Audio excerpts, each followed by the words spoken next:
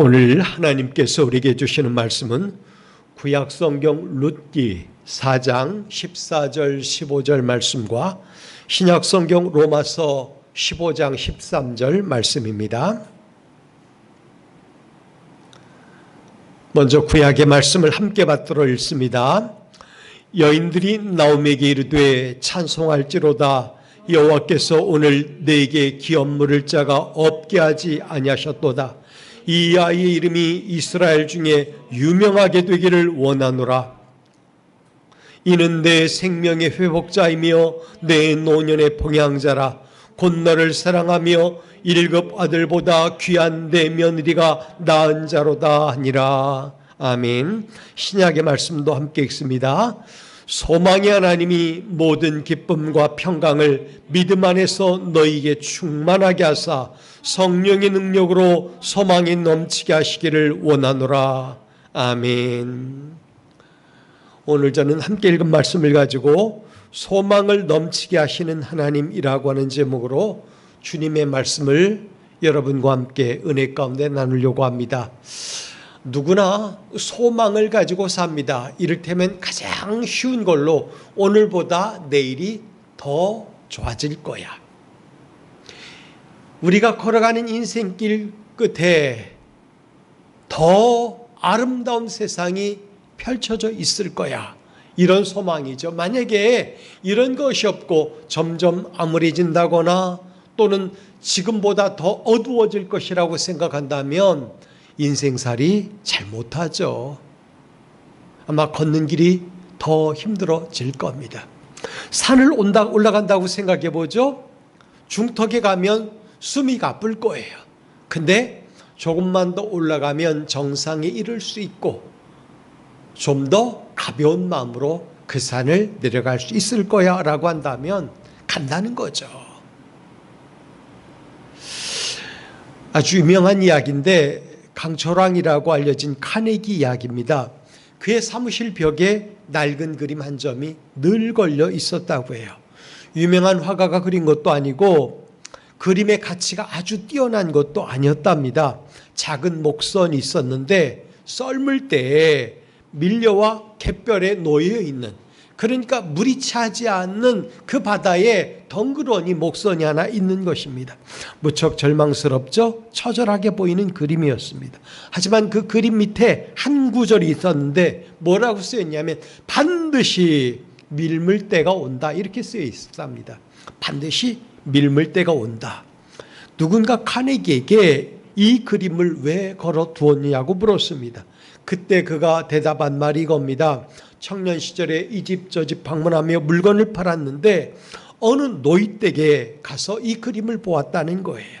그림이 얼마나 인상적이었는지 특히 그 그림 밑에 써있는 글귀가 인상적이었다는 것입니다. 반드시 밀물은 온다. 나는 그때 바다로 나아가리라. 그렇게 쓰여 있었다는 거예요.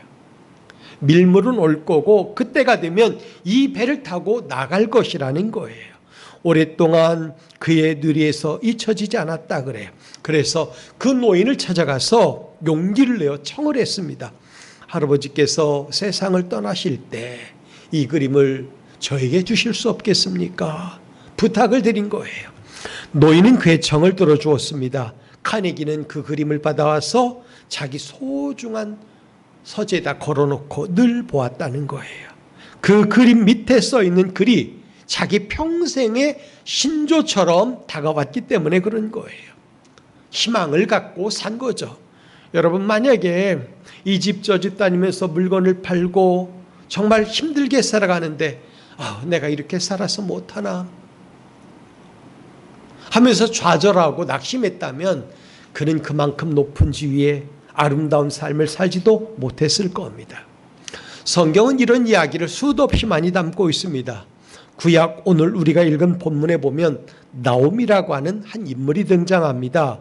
여성인데 이 여성은 베들레헴에 기근이 찾아왔을 때, 흉년이 찾아왔을 때 그 흉년을 견디기 싫어서 모압이라고 하는 곳으로 온 가족이 이사를 갔는데 남편과 두 아들이 간 거예요. 거기서 어떤 생각을 가졌을까요? 잘 살아야지, 행복하게 살아야지, 부유하게 살아야지 이런 기대를 갖고 갔을 겁니다. 소문에는 그 땅에는 흉년이 없대 이런 얘기를 들었기 때문이죠. 그랬는데 거기 가서 남편이 죽고 두 아들마저 죽었어요. 마침 두 아들은 죽기 전에 결혼까지 했습니다. 완전히 망한 거죠. 어떻게 여성 셋이 가정을 이루며 쉽게 살 수 있겠어요?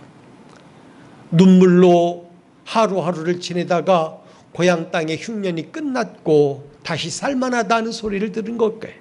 그래서 이 여성 나오미는 고향으로 돌아갈 결심을 하는 것입니다. 그때 두 며느리가 있는데 그 가운데 한 며느리는 끝까지 어머니를 따르겠다고 했고 한 며느리는 고향에 그냥 남겠다고 해서 그래서 한 며느리만 데리고 고향으로 온 거예요. 많은 사람들이 얼마나 이상한 눈초리로 그 두 여성을 보았겠습니까? 하지만 하나님께서 그들에게 긍휼을 입히셔서 며느리에게 좋은 짝을 만났는데 그 남성 이름이 보아스인 거 여러분 알 겁니다. 둘이 결혼해서 자녀를 낳은 거예요. 그러니까 나오미에게는 손주인 거죠. 그 이야기가 오늘 말씀인 것입니다. 나오미는 돌아와서 사람들에게 나를 나오미라고 말하지 마십시오. 나는 눈물 많고 쓴 여인입니다. 말하라고 하라. 이렇게 말을 했어요. 소망이 없다. 나는 살 소망이 없다. 희망이 없다. 기쁨이 없다. 이 얘기예요. 하지만 그 손주를 안고서 새로운 기쁨에 하나님께 영광 돌리고 사람들에게 자랑하는 한 여성의 모습이 오늘 본문에 나오는 것입니다. 이 본문이 룻기의 마지막 부분을 장식하는데 14절 15절 우리가 읽은 말씀을 보면 여인들이 나오미에게 이르되 찬송할지로다. 여호와께서 오늘 내게 기름 물을 자가 없게 하지 아니하셨도다. 이 아이의 이름이 이스라엘 중에 유명하게 되기를 원하노라. 이는 내 생명의 회복자이며 내 노년의 봉양자라. 곧 너를 사랑하며 일곱 아들보다 귀한 내 며느리가 낳은 자로다 하니라 라고 했습니다. 성도 여러분, 비록 지금은 모든 것이 사라진 듯 보여 그래서 자기 인생이 나오미가 아니고 마라처럼 보일지 몰라도 하나님이 내려주시는 하늘의 복 그리고 이 땅의 복은 밀물처럼 여러분 발 앞에 이루고 있다는 사실이에요. 아마 이미 다가와 있는지도 모르죠. 여러분 모두 밀려오는 이 복의 물결을 볼 수 있게 되기를 바랍니다. 분명하건대 하나님이 내리시는 복은 멈추지 않고 하나님의 자녀가 된 여러분의 인생 가운데로 파고들 거예요. 점점 밀려올 것이고 그것이 점점 더 여러분 가운데 충만하게 채워질 거라는 거예요. 그런 소망을 갖고 우리는 살아가야 되는 것입니다. 신약의 말씀으로 들어가 볼까요? 오늘 우리가 읽은 로마서의 말씀은 바울이 교회들에게 보내는 편지문입니다. 바울은 로마서 15장에서 성도들에게 하나님을 소개하는데 이렇게 소개해요. 바울이 소개한 하나님은 어떤 하나님이냐? 15장 5절에 보면 인내와 안의 하나님이라고 했고 13절에는 소망의 하나님이라고 말을 했습니다. 그리고 33절에 보면 평강의 하나님이라고 소개를 했습니다. 전 오늘 그 중에 소망의 하나님, 그래서 소망을 넘치게 하시는 하나님이라고 제목을 잡아서 여러분과 함께 우리에게 다가오신 하나님, 우리 아버지가 되신 하나님을 여러분과 함께 만나보려고 합니다. 여러분, 우리가 만난 하나님, 우리의 아버지 되신 하나님은 소망의 하나님이에요. 그래서 우리의 삶 속에 소망을 넘치게 하시는 하나님이라는 사실입니다. 왜 그럴까? 그 가운데 첫 번째 얘기는 소망은 오직 주님께 있기 때문입니다. 하나님께 있는 거예요. 여러분, 왜 우리가 주님을 소망이라고 말합니까? 주님을 소망이라고 말하는 이유는 하나는 소망을 주시는 분이 하나님이시고 또 하나는 소망을 둘 대상이 하나님이시기 때문에 그렇다는 겁니다. 우리에게 소망을 주시는 분도 하나님이시고 우리가 소망으로 붙들고 걸어야 될 분도 하나님이시라는 거예요. 전 이 자리에 오신 여러분 모두가 복받은 인생이라고 생각을 합니다. 그만큼 우리는 탁월한 선택을 한 것이에요. 왜냐하면 소망이신 주님을 만나는 자리, 소망이신 주님과 교제하는 자리에 머물러 있기 때문에 그런 것입니다. 이 시간 소망이신 주님, 소망을 주시는 하나님을 충분하게 만나고 나가는 여러분의 인생이 되길 바랍니다. 주님을 만난 사람은 주님이 주시는 소망을 풍성히 받게 돼 있습니다. 성도 여러분, 어떤 경우에도 여러분의 입술로 나는 살 소망이 없다라고 말하지 마시기 바랍니다. 이건 부끄러운 말이에요. 잘못된 말이에요. 하나님의 자녀는 그렇게 말하면 안 돼요.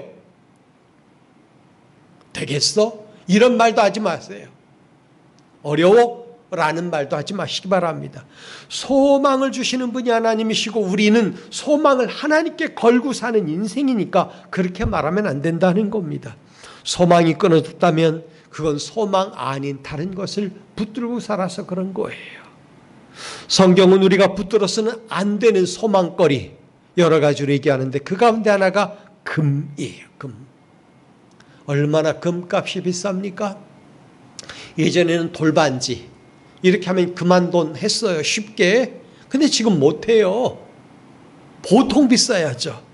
욥기 31장 24절 25절 말씀에 보면 만일 내가 내 소망을 금에다 두고 순금에게 너는 내 의뢰하는 바라 하였다면 만일 재물의 풍부함으로과 손으로 얻은 것이 많음으로 기뻐하였다면 이게 보통 사람들의 일반적인 행태예요.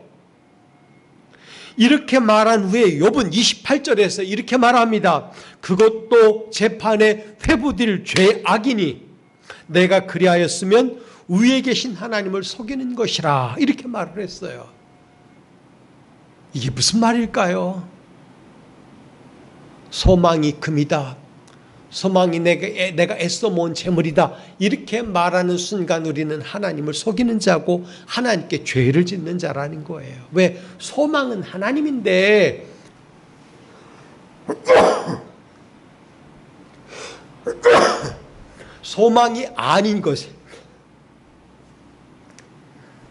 소망이 아닌 것을 소망이라고 말하며 하나님 앞에 하나님을 경망되게 일컫게 되기 때문에 그렇다는 거죠.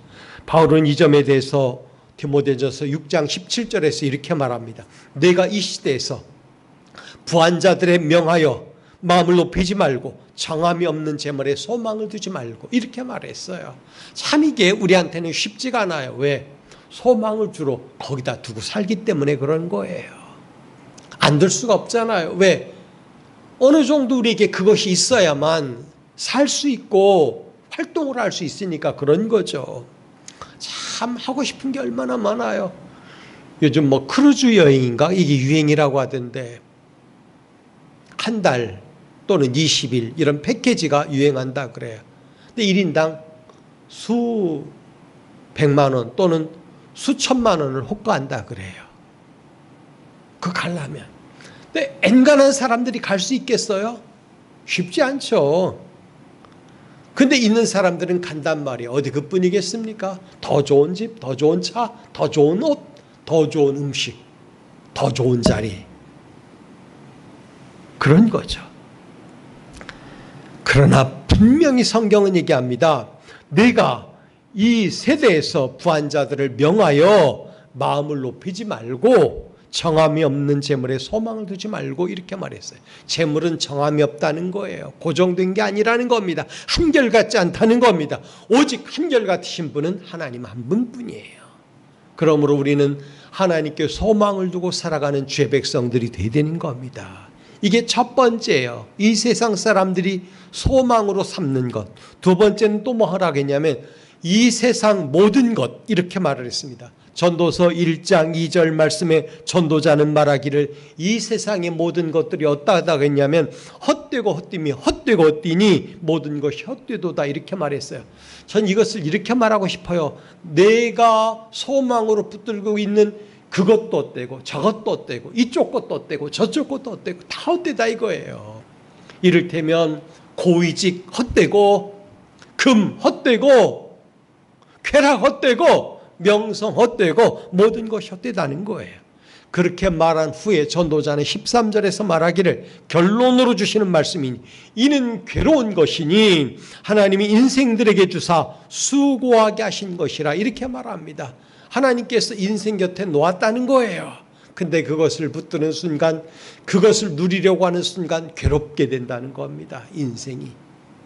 저는 여러분들이 하나님이 주신 것으로 감사하며 살 수 있길 바랍니다. 그 안에서 즐겁길 바랍니다. 그게 필요한 거예요. 성도 여러분, 모든 소망의 공급자가 주님이심을 믿길 바랍니다. 소망이신 하나님을 꼭 붙들고 살아야 돼요. 시편 39편 7절 말씀을 보면, 주여 이제 내가 무엇을 바라리요? 나의 소망은 주께 있나이다 라고 말합니다. 여기서 말하는 시인은 세상의 소망을 다 붙들고 살아봤어요. 쾌락도 정욕도 지위도 권력도 다 누려봤어요. 그런데 다 헛된 걸 한 거예요. 내가 무엇을 바라리요? 나의 소망은 주께 있나이다. 이게 얼마나 실존적인 고백인지 몰라요. 시편 71편 5절에서도 이렇게 말합니다. 주 여호와여, 주는 나의 소망이시요 내가 어릴 때부터 신뢰한 이시라, 이렇게 말합니다. 이 문장의 바탕에는 하나님을 향한 절대적인 마음, 하나님을 향하여 갈증을 느끼는 마음이 들어있는 겁니다. 이를테면 어린 아이, 아주 어린 아이는 엄마에 대한 절대 신뢰가 있잖아요. 보통 엄마는 또 아이에게 엄마만 믿어 하는 마음으로 모든 걸 해주고요. 다 그렇게 사인을 주는 겁니다. 한순간도 내 곁에서 떠나지 않을 거야, 널 놓치지 않을 거야 그랬는데 아이는 그렇게 믿었죠. 근데 아이가 잠들자마자 곁을 떠나면 아이가 깨서 배신감을 느낀다는 거예요. 배신감을 많이 경험한 아이일수록 엄마를 떨어지려고 하지 않아요. 엄마 곁에서. 그런 하나님은 어떠하시죠?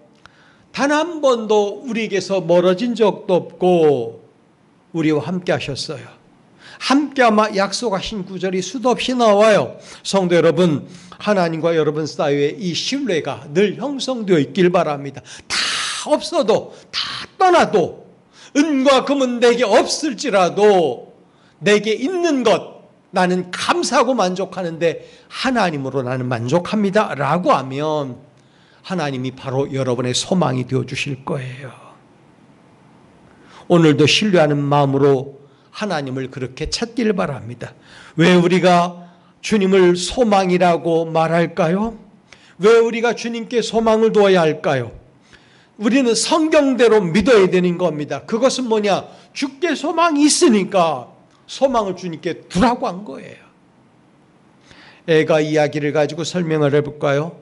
애가 3장, 예레미야 애가 3장 1절, 21절부터 22절 말씀까지를 보면 이것을 내가 내 마음에 두었더니 그것이 오히려 나의 소망이 되었사오면 여호와의 인자와 긍휼이 무궁하심으로 우리가 진멸되지 아니함이니이다, 이렇게 말해요. 하나님이 오래 참으시고 불쌍히 여기셔서 그를 품어주시고 진멸되지 않게 만들어주셨다는 겁니다. 여러분, 하나님의 백성은 어떤 경우에도 망하지 않습니다. 하나님의 백성은 어떤 경우에도 잘못되지 않습니다. 우리가 하나님의 백성으로 온전히 서기만 한다면, 소망을 하나님께 두고 살기만 한다면 하나님이 베푸시는 모든 소망스러운 복은 여러분의 삶을 가득 덮고 또 넘치게 채워주실 거예요. 성도 여러분, 우리가 하나님께 소망을 두어야 하는 이유는 그가 우리를 향하여 오래 참아주시고 우리를 불쌍히 여겨주시기 때문이에요. 그 은혜로 우리가 사는 것입니다. 그래서 이 은혜를 아는 사람은 죄악 중에도 주님께 나오는 거예요. 참아주실 줄 믿고 불쌍히 여겨주실 줄 믿기 때문에 그런 것입니다. 우리가 주님 앞에 병든 모습으로 나오든 아니면 죄인의 모습으로 나오든 다 싸매주시고 품어주시고 씻겨주시고 우리를 존귀하게 다시 세워주시는 분이 소망의 주님인 것입니다. 우리에게 이 사랑이 이미 부어져 있습니다. 하나님의 사랑하는 아들을 우리에게 보내주신 것이 바로 그 사실을 증명하는 거예요. 그래서 성경은 우리에게 성령으로 말미암아 하나님의 사랑이 우리 마음에 부어져 있다고 얘기를 했어요. 이 사랑이 우리를 부끄럽게 하지 않아요? 하나님의 사랑이 아니면 우리가 수치를 당하고 불쌍히 여김을 받을 수밖에 없지만 하나님의 이 사랑이 부어져 있기 때문에 하나님은 그 사랑으로 우리를 존귀하게 관시우시고 하나님의 사랑을 통하여 모든 백성 가운데 존귀하게 빼어나게 만들어 주실 거예요. 그러므로 우리는 소망을 하나님께 두고 하나님을 소망이라고 말하며 그 소망이신 하나님께서 우리에게 소망으로 내려주시는 모든 은혜와 복을 받아 누리며 살면 되는 것입니다. 여러분, 우리는 하나님을 소망이라고 말하며 소망을 하나님께 두고 살아야 되는 것입니다. 왜? 소망은 오직 주님께 있기 때문에 그런 겁니다. 두 번째 그 이유가 뭐냐? 소망의 주님이 우리를 충만하게 하시기 때문에 그런 거예요. 소망의 주님은 믿음 안에서 우리를 충만하게 하신다라고 얘기했습니다. 원문을 직역하면 어떻게 되냐면 소망의 하나님이 우리에게 모든 기쁨과 평안을 충만하게 하시고 그 다음에 믿음 안에서 이렇게 말했어요. 믿음 안에서 믿음 안으로 라고 하는 단어가 먼저 풀려져야 돼요. 헬라 말로 엔이라고 읽는데 이는 두 가지 의미로 번역이 가능합니다. 하나는 공간적인 의미인데 안에 뭐뭐스로 이렇게 말했기 때문에 밖에 있으면 안 돼요. 예수 그리스도 안에 있을 때만 그 소망을 우리가 소유할 수 있는 거예요. 두 번째는 시간적으로 말하는 건데 뭐뭐 하는 동안에, 그 말은 뭐냐면 소망을 품고 사는 동안에 라는 뜻이에요. 이건 굉장히 중요한 거예요. 따라서 믿음은 공간적이고 시간적인 의미를 다 포함하고 있어요. 우리가 믿음 안에 머물고 믿음을 간직하고 사는 동안에 소망은 끊어지지 않는 것입니다. 전 여러분 모두 믿음의 영역에 머물러 있길 바랍니다. 믿음을 떠나지 말길 바랍니다. 우리 삶은 믿음 안에 있어야 되는 거예요. 또한 저는 여러분들이 중단 없는 믿음 생활을 할 수 있기를 바랍니다. 믿음 생활은 우리가 사는 동안에 계속해야 되고 중간에 포기해서도 안 되고 느슨하게 해서도 안 되는 거예요. 성경은 믿음의 경주를 하다가 중도에 탈락한 사람들이 얼마나 많이 나오는지 몰라요. 우린 그렇게 하면 안 돼요. 우리가 믿음에 굳게 서서 살아갈 때 우리에게 찾아오는 것이 뭘까요? 그렇다면 모든 기쁨을 충만하게 된다고 그랬어요. 기쁨은 상황을 가려 생기는 게 아니에요.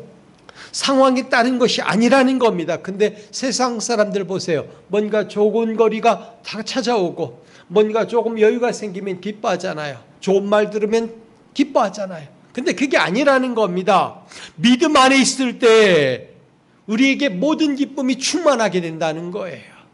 그래서 주의 백성들은 기쁨을 잃으면 안 돼요. 얼굴이 그늘져도 안 되고 삶이 주눅들어서도 안 돼요. 그건 잘못된 거예요. 아브라함을 보시기 바랍니다. 히브리서 11장 11절에서 사라는 나이 늙어 단산하였다고 그랬습니다. 그런데 이 사라가 잉태하는 힘을 얻었다 그랬어요. 이는 후사를 약속하신 하나님을 믿었기 때문이라 그랬어요. 믿음 안에 있었고 믿음의 삶을 계속 경주해 나갔더니 그 나이가 되어서도 단산하지 아니하고 후사를 잉태했다는 겁니다. 자녀를 얻은 거예요. 그래서 그 아이를 웃음, 기쁨이라고 하는 뜻을 담아 이삭이라고 불렀던 거예요.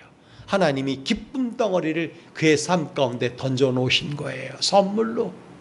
여러분, 우리의 삶에는 수도 없이 많은 이삭들이 하나님께로부터 와서 주어져 있는 거예요. 기쁨.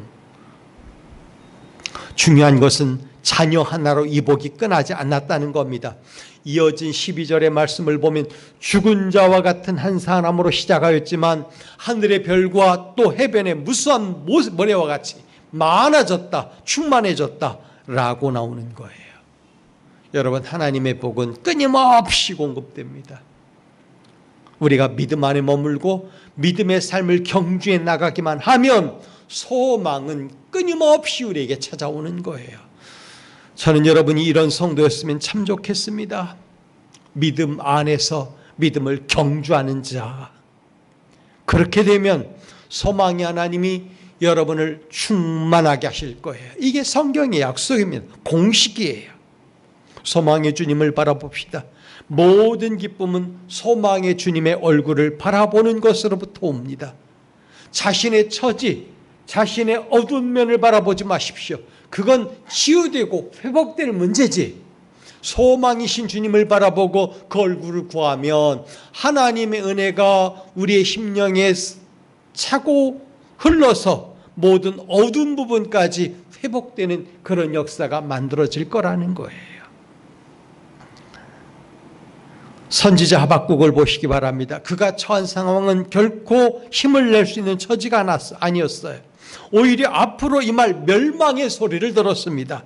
창자가 흔들립니다. 입술이 떨립니다. 뼈가 썩는 것 같다고 말을 했습니다. 하나님의 다가올 심판을 생각하니 두렵고 두려워서 떨었다고 성경은 얘기합니다. 그러나 그가 궁극적으로 말한 건 뭐냐면 나는 구원의 하나님으로 말미암아 기뻐하리로다 이렇게 말을 했어요.